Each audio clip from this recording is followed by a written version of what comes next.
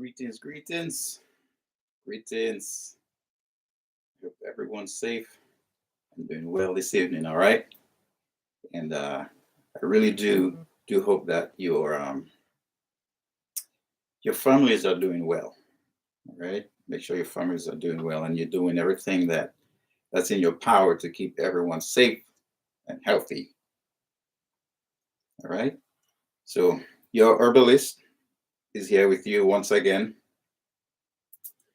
and tonight's discussion is you got it, food addiction.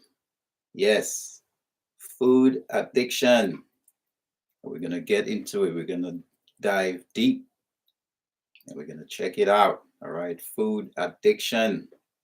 But before we do, I'd like to make my disclaimer known. As always, I am not a doctor, I am not a medical professional. I am an herbalist, a holistic health educator, and a researcher. I do not dispense medical advice, diagnose, or treat any kind of medical conditions. I provide information and education from the perspective of traditional herbalism. All right, so over here, you should follow my YouTube channel if you are not. Okay, my YouTube handle is at Indigenous Bushman, and follow me on Instagram over here at Indigenous Bushman. All right, and of course Facebook. You are on my live for now. Indigenous Bushman. Just look for me. All right, my handles are the same across social media platforms. All right, Indigenous Bushman on Facebook, on Instagram, and YouTube. Just look for at Indigenous Bushman and you'll find me. All right, so tonight we're broadcasting on YouTube, we're broadcasting on Instagram, and on Facebook. All right, so before we get started, greetings. Let me just go ahead and greet you in the comments.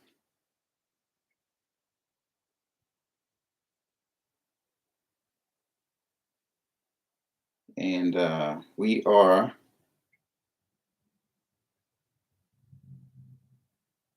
boom, greetings, blessings and greetings, and everything wonderful, everything beautiful, everything positive, everything uplifting, everything truthful.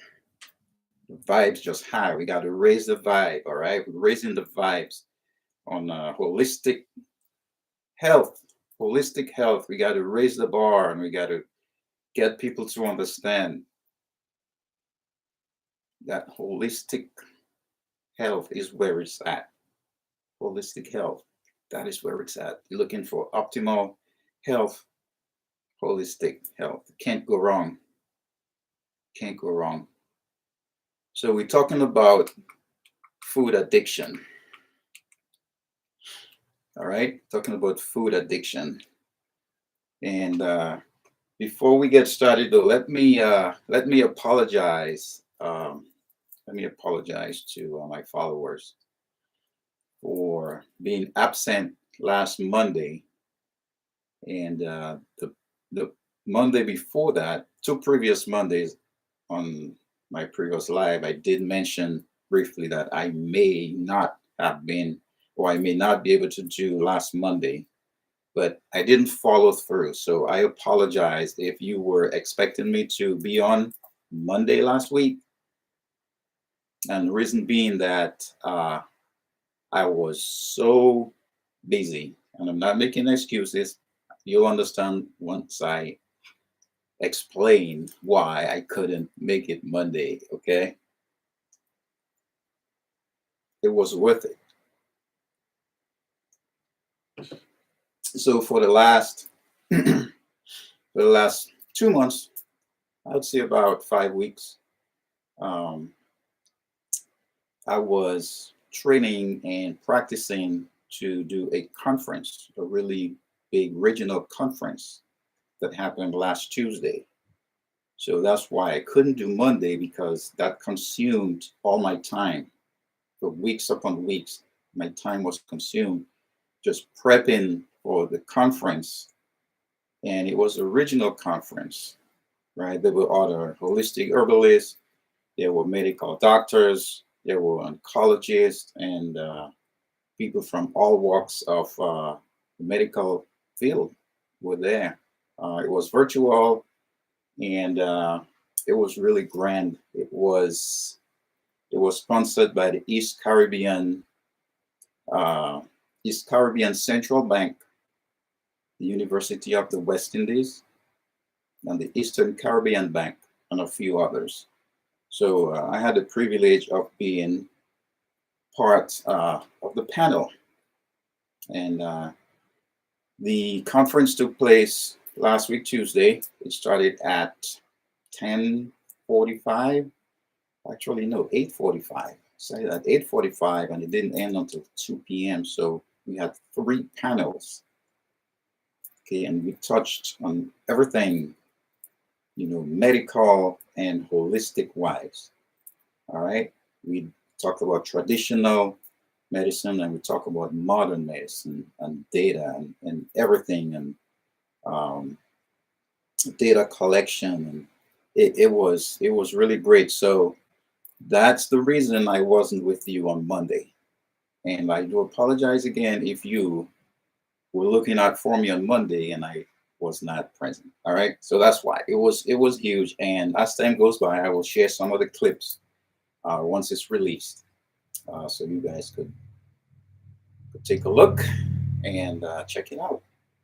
All right, let's jump into things, and let's shout out to Kirku Challenger. How are you? Esther, Francis, Benjamin, Roland, my brother, my martial arts brother, and Emma. What's going on? Greetings from the Gambia. Yes, the motherland. Boy, I'm telling you, I'm gonna be there one day. Motherland. Yes, and all right, let's talk about food addiction. Let's jump into it. And we know that food is essential to human survival. We cannot live without food. I mean, let's just face it, we got to have food, right? And it is really an important aspect of our wellness, right? In addition to a means of pleasure and enjoyment, okay? So, food not only provides needed sustenance, it also has a gratification factor through various tastes, smells, and textures, etc. Right? However, for many individuals, food addiction can become as serious as drugs are to a substance abuser. And it may not seem that way, but it is that way. It has become that way for many. And we'll jump into it into more details and find out what's the root cause, right? And some things we could do to mitigate, to begin to mitigate that effect. Okay, so for men and women suffering from an addiction to food, highly palatable foods, which are often rich in, of course, fat and sugar and salt. All right. What these foods do, they trigger chemical reactions in the brain that induce feelings of pleasure and feelings of satisfaction. Okay. So you are going to hear from me, and I'm pretty sure you probably have heard from other herbalists and holistic educators that you are being controlled. When I say you, I am talking about general population. You are being controlled by what the Western society calls your diet. You are no longer in physical chains. You are no longer under the gun. They control you, the general population, with food. They do it with food, and they do it with fear. Food and fear. Because we as humans, we like to feel good. We like to feel right. We like to feel pleasure. Right? And what controls our pleasure? Those chemicals in our brain, like serotonin. Those chemicals in our brains.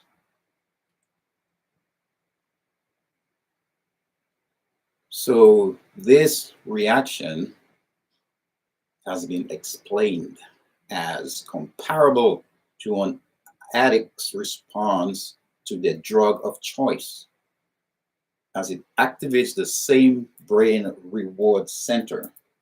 There is a reward center in your brain. And your response to drugs, illicit drugs of your choice or whatever, if it's forced upon you, right? That's activated. That reward center is activated by that drug. The same thing with the food. You eat that food. The food has a lot of unneeded chemicals. The body does not recognize those things, or they do many times. Right? So the same reward center that responds to drugs, illicit drugs, is the same reward center that responds to the food that you consume. And food addicts become dependent upon the good feeling that are obtained from consuming certain foods. Okay? And this usually perpetuates a continued need to eat, even when you're not hungry. Even when you're not hungry, you just have that need, you just have that urge, and you just want to eat, you just want to eat, you want to binge eat. These behaviors generate a vicious cycle. A vicious cycle. As the food addict, yes, food addict, I'm telling you, as the food addict continues to gorge upon foods that induce pleasurable feelings, they often overindulge and eat beyond what is required for satiety and normal nutrition. Satiety is that feeling between being hungry and being full. Satiety, right? That's that cutoff point. You're hungry and you eat, and now you feel like boom, you're full. That is satiety. That's what it is, right? It's the satisfaction of feeling full. So now this could lead to several physical, emotional, and social consequences for you.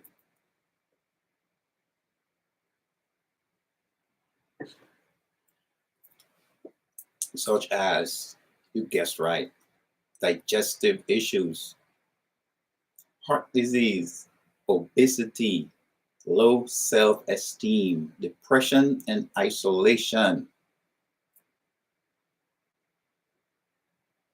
Marilyn Francis, how are you? Oh, yes, definitely. I'm going to come to some of these comments real soon, but I need you guys to pay attention and, if you please, make comments, ask questions. We're rolling tonight. We're just going to keep rolling because this is necessary. This is necessary for the survival and for the well-being of your posterity.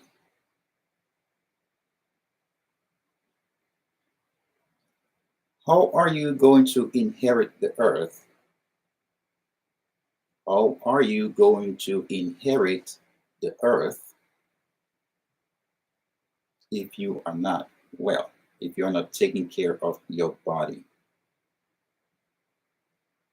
That one body that you will get is the only body you're going to get. You're not going to get a second one. When you die, you're gone.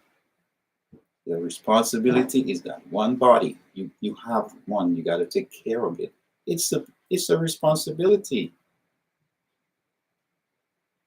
You take care of your spouse, right? Your husband or your wife or your girlfriend or your boyfriend, right? You take care of your children. You may take care of your sick mother or grandparents, right?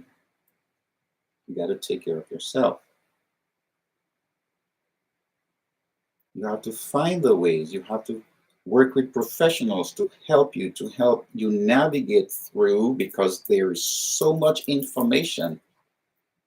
There is so much information, and a lot of this information is just surreal, misleading, half truths, and sometimes downright disgusting. Some of that the information that I come across, it just doesn't make sense. Okay, so a food addict will often re-engage in these destructive behaviors, even even during undesired consequences. And that's due to the need for induced feelings of pleasure. It's all about pleasure, right?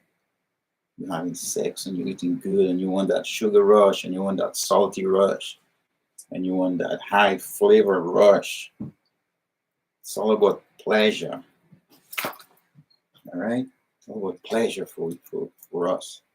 So because of the ferocious cycle of food addiction and the detrimental consequences associated with this behavior, it is crucial. And I said it 2 minutes ago, it is crucial that you seek professional help. Because food addiction is being equated as the same as cocaine, illicit drugs, addiction. The more you have it, the more of it you ingest, is the more that you desire it. Why? Because after you eat, you should feel full. And you should feel full for hours on end. But if you're trying to eat again 30 minutes after you just gobbled up 3-4 pounds of food, you have a problem. Do you understand that? That is a problem. You are overworking your organs. You are overloading your pancreas. You are overloading your kidneys. You are overloading your liver. You are overloading your arteries.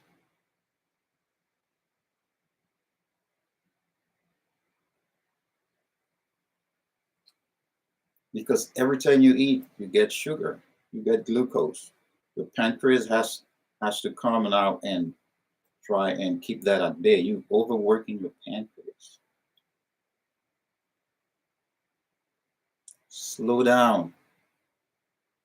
Read those labels. Make better food choices. I could attest to that. I keep telling everyone who's on the sound of my voice, I've been saying it. I have not always been this healthy person that is sitting before you lecturing. Okay? I've had my bouts with illnesses.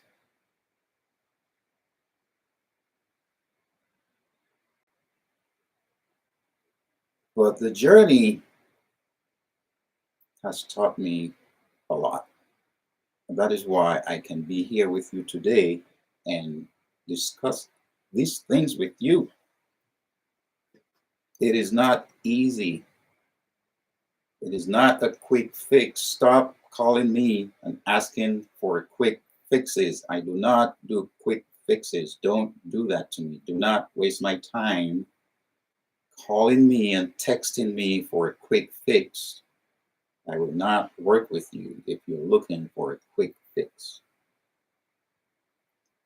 It does not happen that way. It takes a whole lifestyle change. It is a journey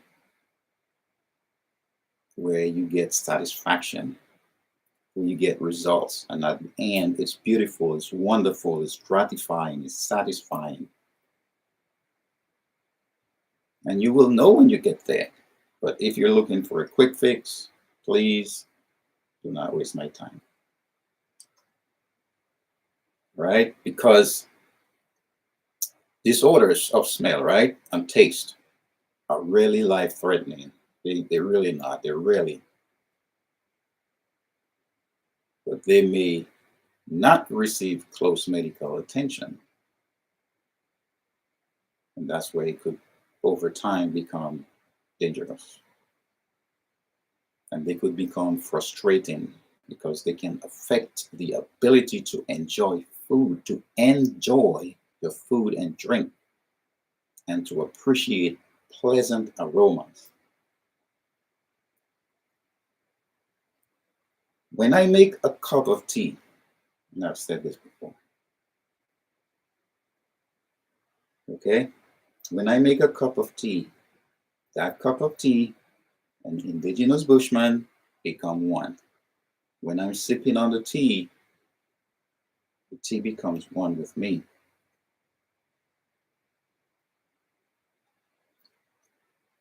I have two tea barks in this cup. I have a pinch of licorice just to soothe my throat and to give my throat a nice little sweetness so it won't get dry. And I have marshmallow root. And it's a cold infusion because marshmallow root infuses better in cold water than it does in hot water because it's slimaceous. And it's very slimaceous, and you get a better infusion when the water is cold for your marshmallow root. It's a demulcent. Marshmallow root is a demulcent. It soothes the mucous membrane. I could taste both of these roots in the tea. The licorice root and the marshmallow root. Taste both. I become one with my tea. Okay, so I enjoy what I eat. I enjoy what I drink. I appreciate the pleasant aromas and the tastes of my foods and my teas. And they help me. I eat them and I drink them. They're my medicine.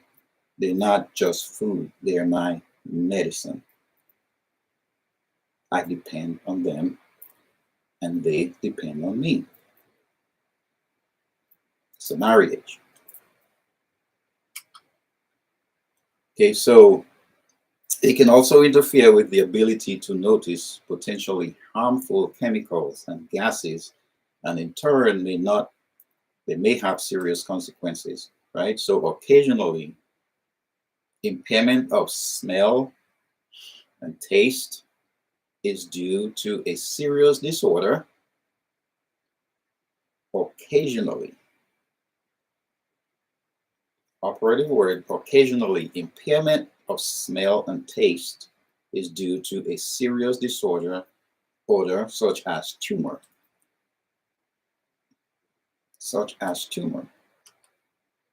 Another disorder is binge eating, like I mentioned 5 minutes ago. Binge eating.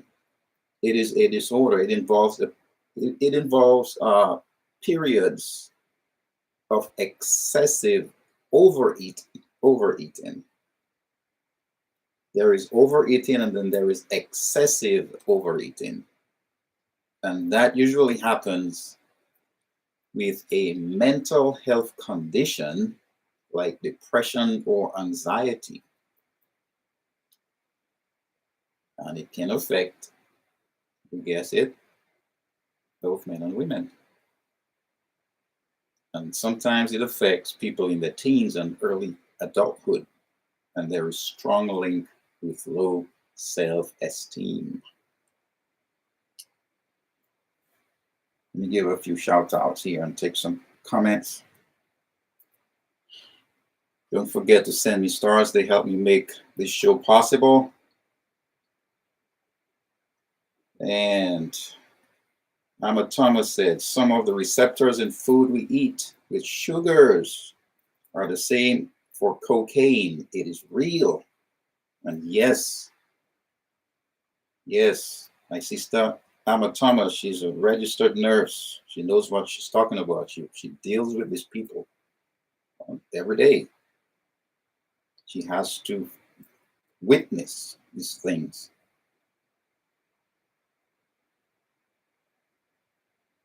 Lofted Duran? Yes, sir. Thank you. I appreciate it. Deborah, Mary, Kalingo, bonsoir. Marcel Sagafet, comment ça va? Mauvroy, how are you? Frances Benjamin, yes. Greetings, Stannis. Oh, man. Amma Thomas said, hey, check this out, man. She said that it is like putting too much sand in a cement mixer. It cranks out the mixer. The pancreas, she's talking about the pancreas, literally gets upset and revolts. Just when we overeat. She's talking about overindulgence in eating. Your pancreas, man, you're killing your pancreas. Every time you eat, your pancreas is working. Give it a break. Let it rest. Let your digestive system break down your food. Give your bowel movement a chance to evacuate so you can put more food in there. You got to clean it out, man.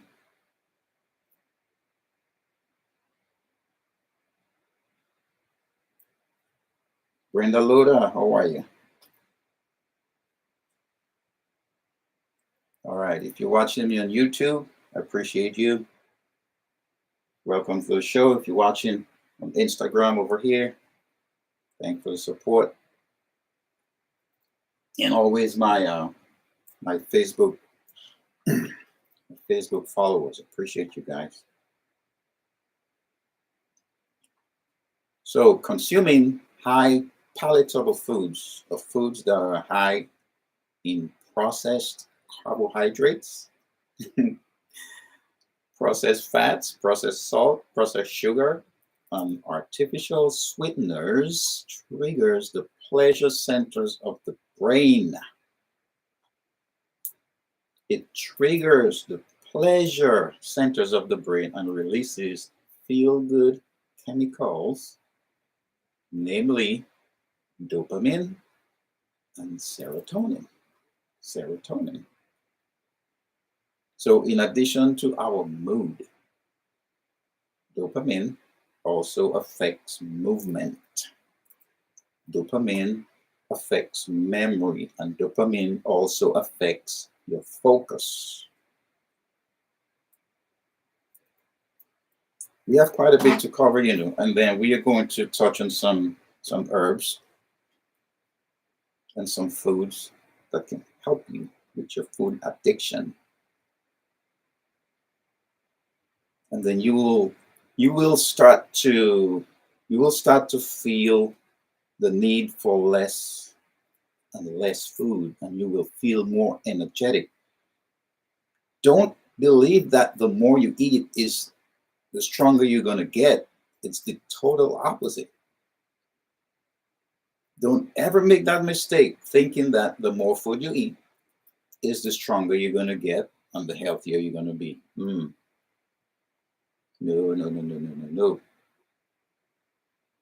You're overloading.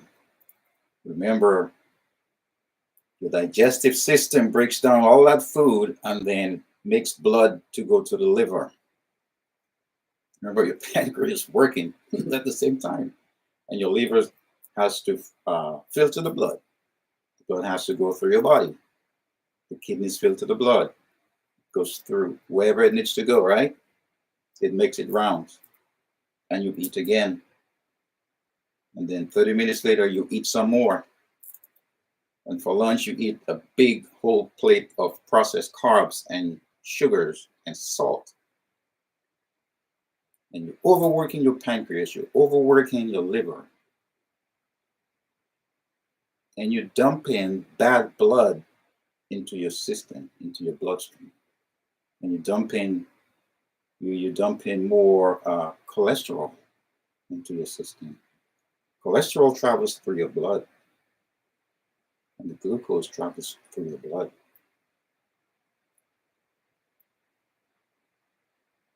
Okay, so healthy levels of dopamine drive us to seek and repeat pleasurable activities, while low levels can have an adverse physical and psychological impact. So when the brain has healthy levels of dopamine, we feel good. Our motivation increases. Our motivation multiplies. And dopamine can provide an intense feeling of reward. You feel good, like, yeah, I did it. I worked hard. I tilled the soil. I cooked the food. Now I could sit and eat. And you get that feeling of reward. You know what I mean? You pat yourself on the back and you feel good about it. The dopamine helps us feel pleasure as part of the brain's reward center, right? Like some great sex. You know what I mean? Dopamine. You have some great sex. For those of you who love shopping, you got $600, you decide, whoa, I'm going to shop. From rain or shine or snow or sleet or mud, I'm going shopping. It's dopamine working. Those cookies that you bake, or the cake that you're baking, or that nice bread that you're baking in the oven, all these things trigger dopamine. Dopamine gets released, or you get a dopamine rush. You get a rush of dopamine. It's a feel-good neurotransmitter, and it also involved in reinforcement. That is why once you try one cookie, you come back for a second, you come back for a third. Next thing you have 6 more cookies in your hand without being aware, like, wow, that's too many cookies, man. Too many cookies, right? You guys get it? But the darker side now of dopamine is the intense feeling of reward people feel when they take drugs like cocaine, heroin, which lead to addiction. Serotonin. Vidal Jefferson, what's going on, bro?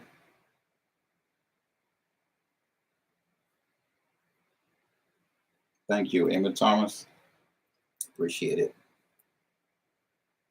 So serotonin is a chemical, it's a chemical messenger that's believed to act as a mood stabilizer. It's a mood stabilizer. Serotonin. It impacts every part of your body, from your emotions to your motor skills. Serotonin impacts every part of your body. It's that chemical, serotonin is that chemical that helps with sleeping, eating, digesting. Sleeping, eating, digesting. Very, very, very important part of the equation of a healthy life. So people who feel unusually irritable or down for no apparent reason may have low serotonin levels. You may have low serotonin levels. You may have feelings of sadness, hopelessness, and anger, as well as chronic fatigue and thoughts of suicide because of low serotonin levels. And that may well indicate depression. It may indicate the presence of depression. Low serotonin levels may cause anxiety. So now increasing serotonin levels can be done naturally. And the best way to do this is to eat serotonin boosting foods, getting out in the sun, or supplementing with vitamin D. Go out in the sun. It is free vitamin D. The sunlight is free, gratis. Say gratis, vitamin D. Go and get some. I have an entire lecture on vitamin D. I'm going to do it again sometime later on this year. Go outside, get some sunlight on your body. Put on some shorts, put on a sleeveless shirt. Go outside, get some sunlight each day. Unless the rain or inclement weather forbids it. You got to exercise. Exercise brings back energy to your body.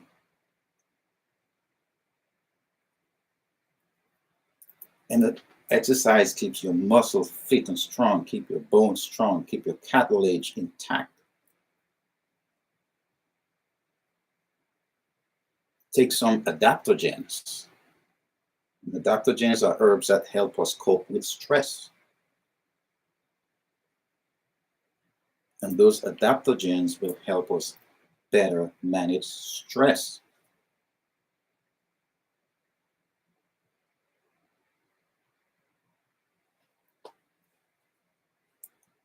Sometimes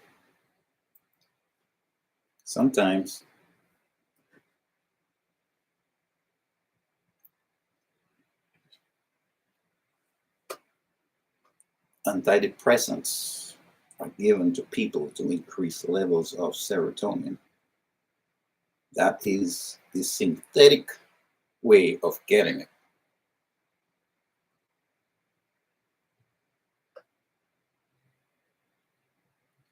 Okay?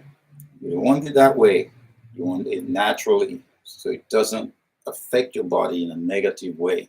Okay, so our sense of smell is a complex process. It is very, very complex. That's why when I'm cooking my food and you pass by the road, you're going to smell the garlic, you're going to smell the onions, you're going to smell the chives, you're going to smell a little bit of clove in there. You're going to smell the garlic, the oregano, you're going to smell the, what is it called? The oregano, the parsley. You understand what's going on there? You're going to smell that, and you should. But it's very complex. It depends on sensory organs. Like nerves, the nerves got to be working right, and the brain. But check this out though, we have about 4 million smell cells in our noses. About 4 million smell cells in our noses. And those are divided. Science is telling us, and proof is telling us that those are divided in about 400 different types of smell cells, amounting to 4 million. Check this out, each smell cell carries just one type of receptor or lock on it, will latch to it. The smell floats through the air, fits into the lock, and then activates the cell. That is why when I'm cooking my ital and you pass by or you come visit me, you will smell everything in the food, everything that's in there. You will know, well, you should know. Not everyone actually um, has their smell cells working right. Okay, so let us talk about some food, some nutrition to negate the intense feeling of food addiction over time. Over time, taken consistently, bitter plants, bitter herbs, bitter herbs like ponqueli, which we call cerasee, aloes, neem, fay-twef, and others. Those are the overly bitter herbs. And then you have the mild bitters. Okay, we have very mild bitters. So over time, when you take bitter plants along with adaptogens like basilic, and you have peppermint, and you have cinnamon comptoir, right? Those are adaptogens. That's just a few, right? And Chisandra also, and we talk about basilic. Those help us stress less. Those bitter plants and those adaptogenic herbs help us with stress management because the bitter herbs directly affect the liver. They directly affect the liver, which in turn helps and aids the digestive system to break down your foods. And when your food is digested properly, you won't have to worry about constipation. You will not have to worry about heartburn. You will not have to be concerned about acid reflux. You won't have to be concerned about GERD. You won't have to be concerned about IBS, irritable bowel syndrome. You understand that? Those bitter herbs that are good for us, those are the ones that we shy away from.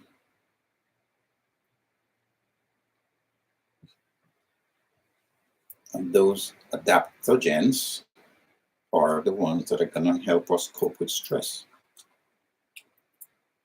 They're going to balance the key metabolic hormones and reduce the urgency and intensity of cravings. We eat less and we enjoy our food more. You need to enjoy your food more. When you take your time and you chew your food and you break it down and you become one with your ital plate, your ital food, your ital dinner, your breakfast, your cup of tea, you enjoy, you want to enjoy your food, not just gobble it down. Oh, I gotta go, and then boom.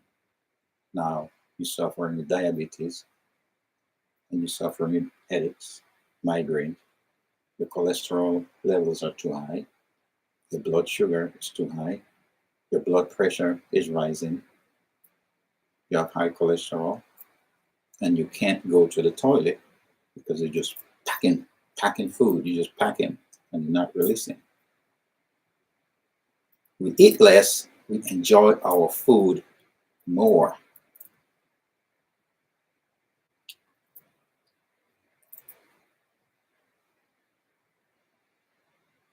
Glenda Shillingford, bonsoir, bonne nuit. I am being a good girl with food lately. Yay, very nice. I love that. Frances Benjamin asks, is ashwagandha an adaptogen? Yes. it is an adaptogen. Francis, thank you for your question. It's a very good one too. It's a very good adaptogen. And again, be careful with the dosage of your herbs when you're making teas. Be careful. It's better to start with, say, a teaspoon to a cup, right? 8 ounces, 1 cup. Better to start small and then work your way up, because some herbs you only require a quarter teaspoon. Where is it? I have something here. You can see it. Anyway, oh, there it is. Golden seal. Golden seal is very bitter. And let me tell you, all you need is probably an eighth of a teaspoon, see, to a cup of water. Golden seal. Very bitter. It's a bitter herb. It's pretty good. So in that sense, every herb is not equal, right? In that sense. In sense of dosage. In sense of how much and how frequently you take it. All right. Cinnamon, one of my favorites. So cinnamon is going to help you cut out sugar in several ways, and can help lower your blood sugar levels, which helps to minimize those insulin spikes that can lead to cravings and overeating. Those insulin spikes from your pancreas every time you eat. Cinnamon will help to minimize that effect. Those insulin spikes that you always get in, and you get in a rush from your food all the time, and you're destroying your pancreas in the process. I'm talking about pancreas. Jerry Springer died from pancreatic cancer. All right. That's what I read in the news. That's what the news have been telling us. He died of pancreatic cancer. And what they're saying, the professionals are saying that there are actually no symptoms to it. You know, by the time they find out you have pancreatic cancer, it's already too late. That's actually when they find out, when the cancer is already advanced. And most times it's too late to do anything.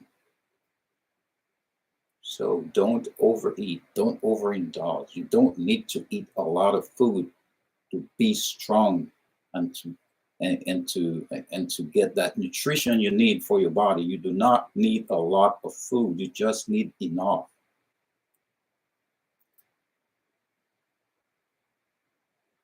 You have to try it. But remember, cravings and addiction take time to work out of. When you're working your way out of an addiction and a craving, it takes time. You have to have patience. You need discipline.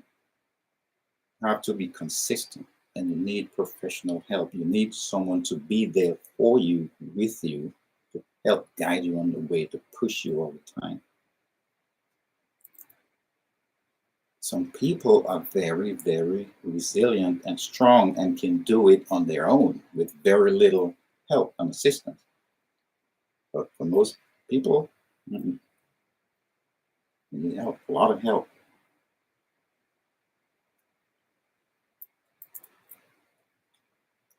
Rosemary.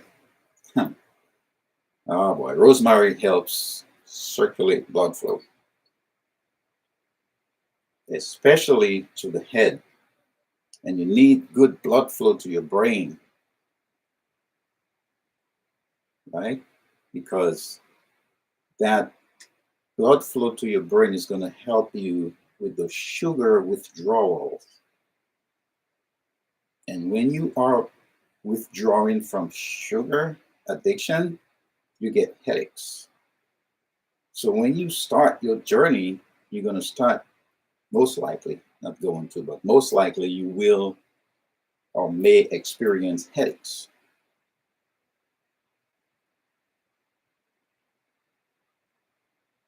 So rosemary is going to help get that blood circulating, especially up to your brain, to help with those withdrawals, those headaches that you are most likely to get.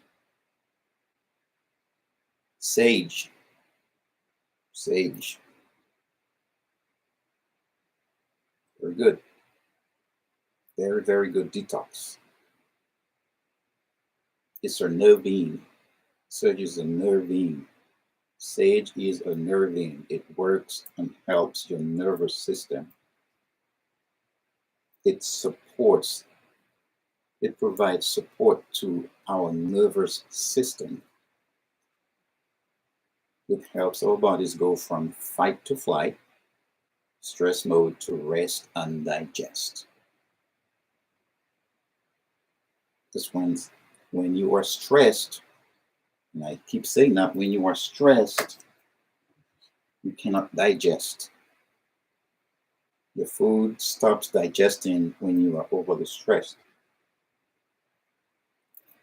That is why when you're stressed, you feel like a knot down here. Everything stops. Digestion does not happen when you're stressed out.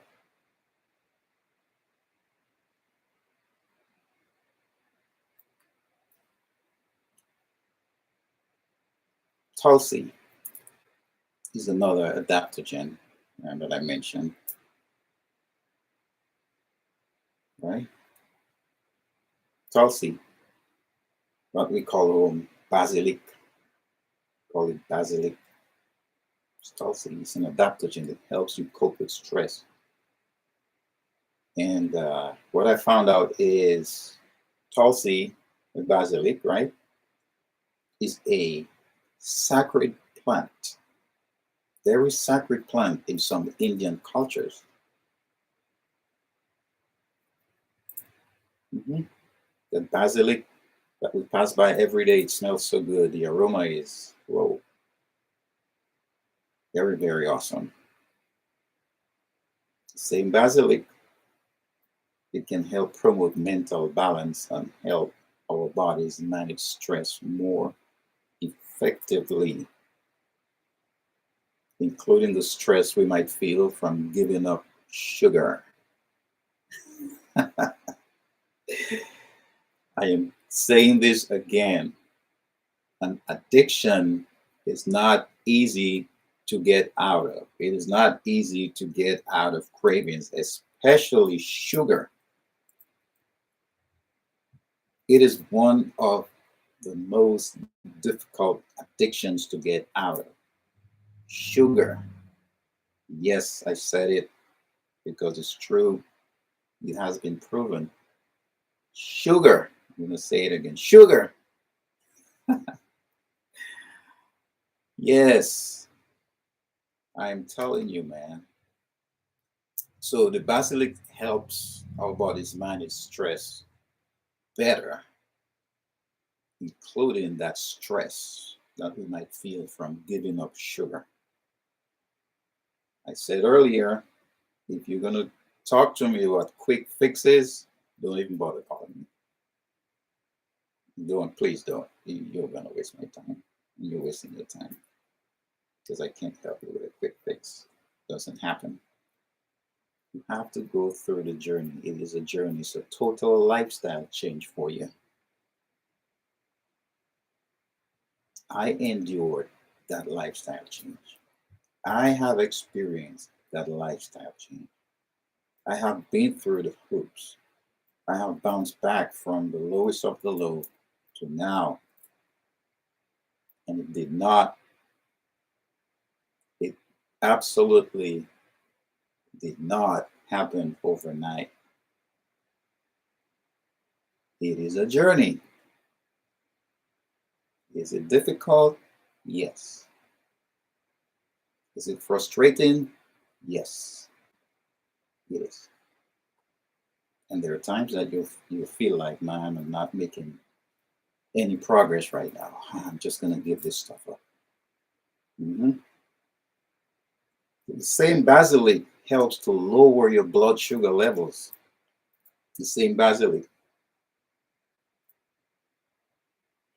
What about snacking on hazelnuts at night? Glenda asked. Glenda, to answer your question, a lot of nuts have plenty fatty acids, omega-3, though the good stuff, right? The omega-3s, and they're hard to digest, so I wouldn't recommend too much hazelnuts or any type of nuts at night. It's okay to take it early evening, but hazelnuts and other nuts have a lot of fatty acids, omega-3, those fatty acids, and they're more difficult to digest. I know a few lectures ago we spoke about, I think I was on Dr. Simone Matthews show with Emma Thomas, and I think that's when I mentioned that. Uh, I think it was Glenda Shillingford who asked about the snacking. What's good for snacking, and I did say, and I did mention nuts. But if you're going to snack on nuts, don't take a lot, okay? Because you might have some digestive issues. What you do want to do is get some crackers. And when I say stuff like this, I'm talking about wholesome crackers. All right, not the white flour crackers with 600 ingredients. I mean, they're really good holistic crackers that you can get. Okay, and then you can get some nut butter, like peanut, not peanut, but cashew butter and almond butter and those things, right? And if you want to do that. And then that's at night, Glenda. And then you can have a nice cup of, say, chamomile tea. This chamomile tea will help calm you down. It's a mild nervine as well. It will help just calm you down. It's also an adaptogen. Okay? It induces sleep as well. So you can do that as a good snack at night. Okay, instead of having a meal, because when you do eat that meal at night, now your liver is going to totally ignore all the work that it has to do at night, because it has like about 500 or more different functions that it does. So the liver now is going to forget, for now, temporarily, the work it's been doing, and it's going to attend to that glucose, right? That food that you eat. Every time you eat, you get a glucose spike, right? The liver is going to attend to that. Okay, so that's why I teach to not eat too heavily at night.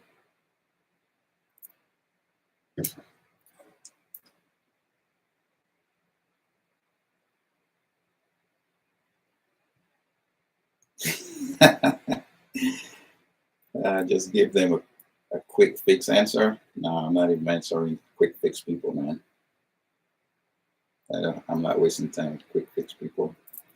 Mm.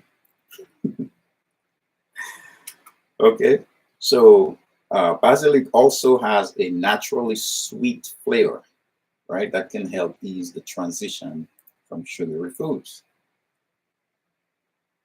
right? So cravings are a result of our body asking for nutrients.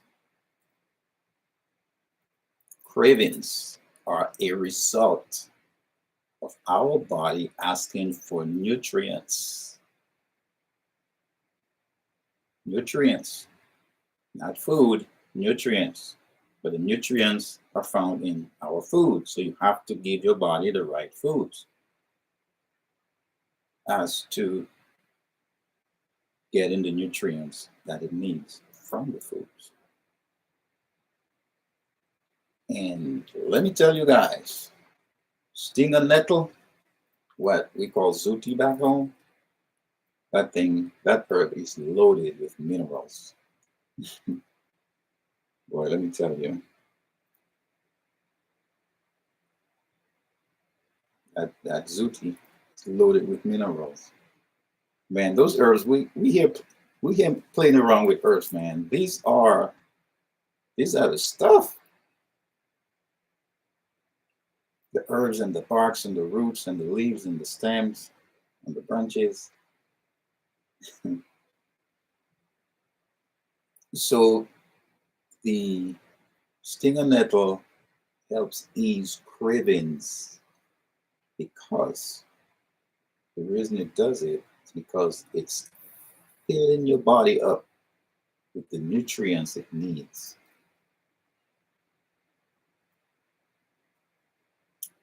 The zuti is filling your body up with the nutrients, not the food, the nutrients that it needs.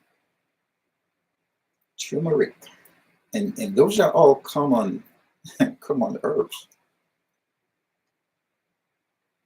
Turmeric, which I use in my antiviral blend, and you should get it, by the way.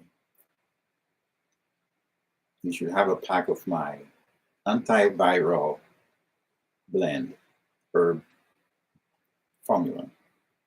Turmeric, you should have one. You need to have one. Each of you should have one sitting there in your cabinet or wherever you store your herbs. So when that time comes, you have it. It's great. A lot of you on here right now have experienced my antiviral herb blend. You should get it. Turmeric is so great for battling sugar cravings, and it lowers your blood sugar. And what is so amazing about turmeric is that it fights against insulin resistance. And if you are concerned about your cholesterol being too high, turmeric helps with that too.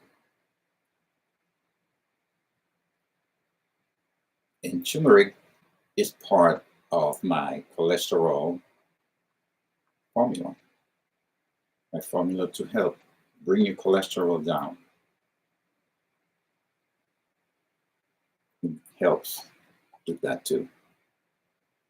Now, I must say this, just because you're taking medication or you're taking an herbal formula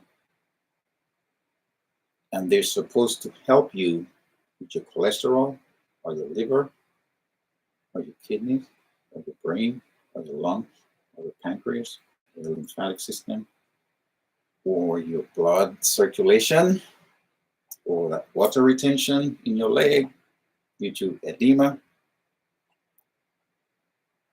If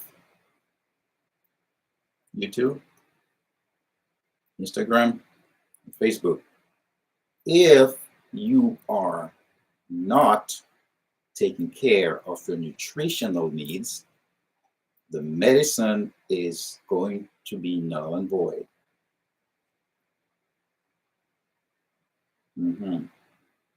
Because the cause of your problem is in the foods that you ingest. So it's a complete lifestyle change for you. It's going to be a complete lifestyle change. You have to come full circle. And you have to dedicate time. That's all you have, time. We all have time. You dedicate time to take care of your body, take care of your cells, take care of your organs. If you do not dedicate time, you will always be sick, and you should not be sick for any prolonged amount of time. You get a cold, you should get over it. You should do what you need to do to make it go away. Fix it, make it go away. It comes back again, same thing. You should not have a cold for 2, 3, 4 weeks, man. No. You should not have a flu for 2 weeks. Why? Have to be mindful of what you put in your mouth. Because most sugar cravings occur due to low levels of serotonin or imbalance in the blood sugar levels.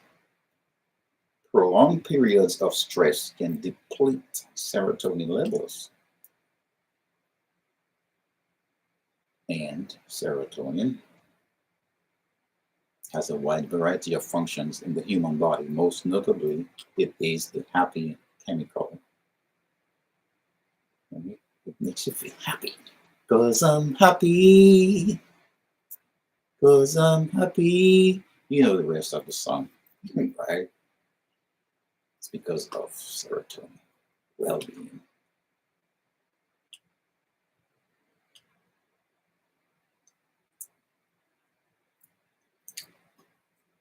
What else do we need for sugar cravings? I hope you guys taking notes. So another common reason which can cause sugar cravings is low levels of zinc.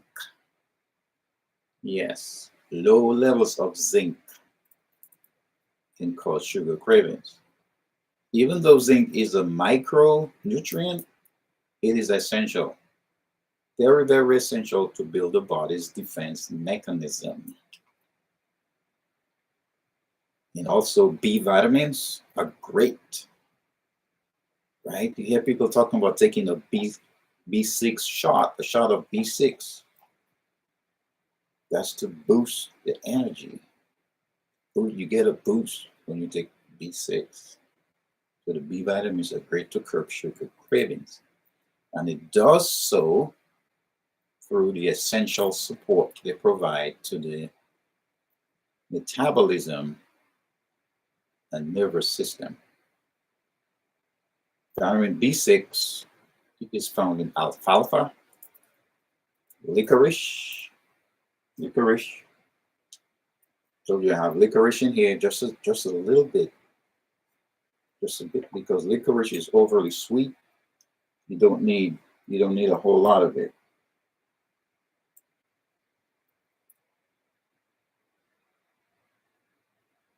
And marshmallow root.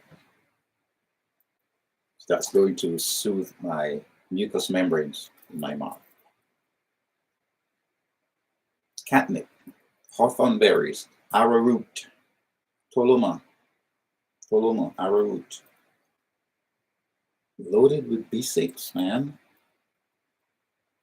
Growing up as a baby, I never had formula ever. Never once had formula. It was all toloma, all arrowroot. Every morning, nighttime, we get arrowroot. As babies, that's what we drank. We had no formula back then. That was the formula. That was the baby formula.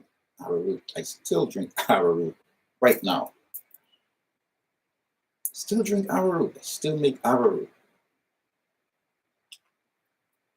B7. Vitamin B7 you get from barley, from royal jelly. You guys know anything about royal jelly? Royal jelly is kind of like ginseng, right? In the same way that it boosts your energy, right? You have wheat bran, broccoli, cauliflower, legume like beans, mushrooms, and spinach. They all have B7, and then B9 you get from oranges, not orange juice. Oranges, because when I say those things, it's on a holistic level. Oranges, asparagus, right? Lemons, melons, banana, and mushrooms. And you get B12 from bladderwrack, sea moss, dandelion, and white oak bark.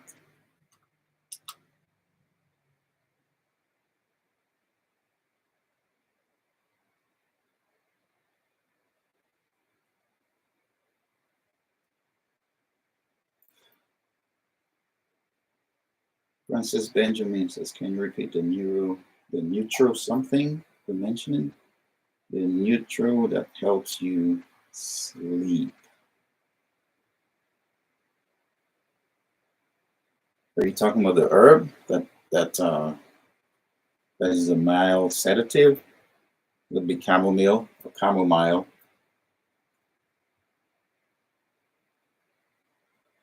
If that's what you're asking.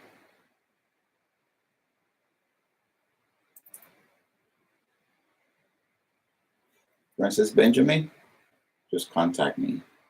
We can talk. Glenda Shillingford says it's the what you eat, not the quantity. Absolutely, man.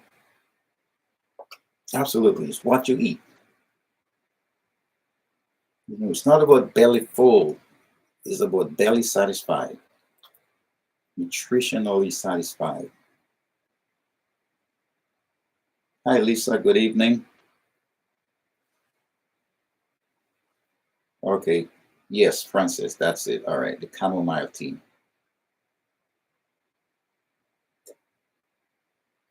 Very, very relaxing, man. You make a cup of chamomile tea, and it has like a sweet flavor to it. You don't need sugar, especially at night. You're drinking your tea. You make a cup of tea at night. Don't put no sugar in it. Don't put sugar in it. You'll be doing your liver a disservice. And talking about your liver, if you have not tried my liver cleanse, my liver detox, you should. Many of you here right now on my live have used my liver detox, and it brings great, great, great, great results. I detox my liver 3 to 4 times a year, like clockwork. Okay, I used my blood cleansing herb blend this morning. My blood cleansing herb blend this morning. And I followed that with a big chunk of watermelon. Okay, so a few weeks after I do my liver cleanse, then I do my kidney detox. I detoxify my kidneys as well using my self-formulated kidney detox. Because when you detox your liver, you prolong the effectiveness and the usefulness of your liver. The liver is very important in digestion and carrying and filtering blood and cholesterol and dealing with sugar, glucose, right? And your liver helps with digestion. It makes bile. So you can digest that food to break down the fats. The bile will help break down the fats in the foods that you eat, so the fat does not stay and become stagnant in your body and just stick all over the place and create excess and unwanted inflammation in your joints. And then now you're going to have pain in your joints because you're not digesting the fats, you're not making enough bile to digest those fats that you ingest. Because everything you eat, everything you ingest, it has to go somewhere. If it's not eliminated, it has to find somewhere to go. And if your body cannot break it down, it stays in there. For that reason, you should eat clean. For that reason, you should find ways to eat clean. For those reasons, you should be concerned about what you eat, because what you eat makes you.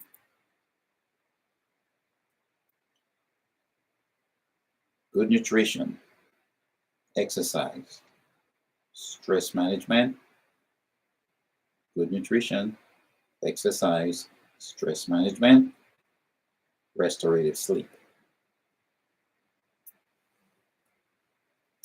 Keep talking about those things because they are important to your overall health. All right? Very, very important.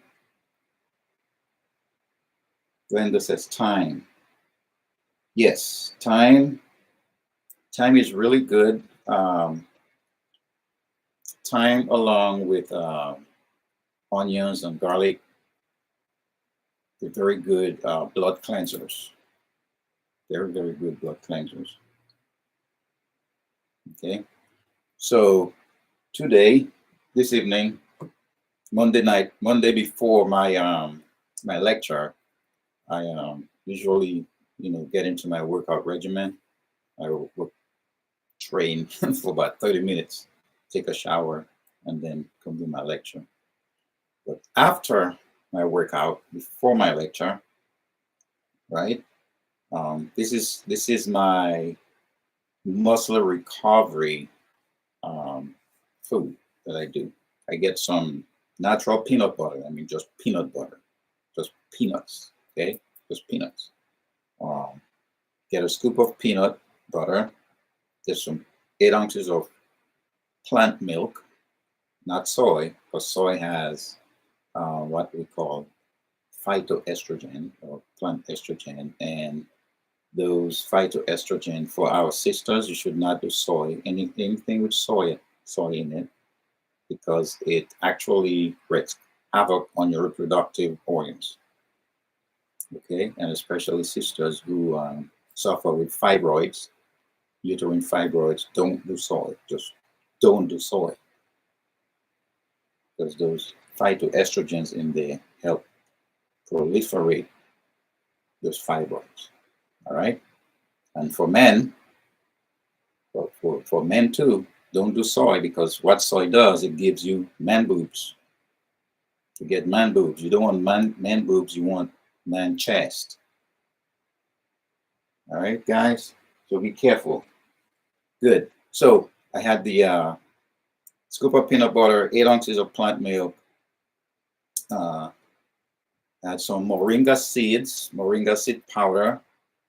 It protects your cardio, right? That moringa, it protects your cardio. It helps with your cholesterol. It controls your glucose levels. It strengthens the immune system. It's an astringent, right? It's meaning that it sucks out water, excess water from your body, and it also fights inflammation. So that was moringa seed powder. Then I had some nutmeg in there. Nutmeg, grated nutmeg, not the one from the store. I get the whole nutmeg, I grate it, and it's good for pain, it's good for indigestion, it's good to detox the body. Okay, it strengthens your cognitive function, the brain power. Nutmeg is good for your skin. It's a good oral aid, oral health, for oral health. Nutmeg, very, very good. And it also improves blood circulation.